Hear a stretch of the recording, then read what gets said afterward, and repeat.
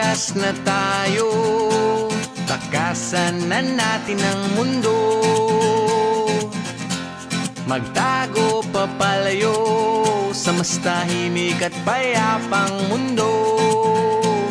Umubulong ang hanging amihan at huni ng ibon. Dumudulog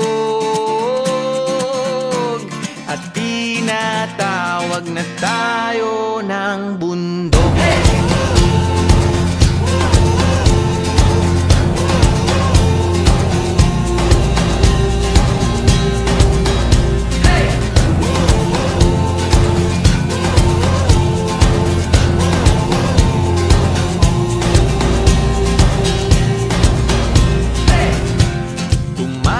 Na tayo, palayo sa maraming tao.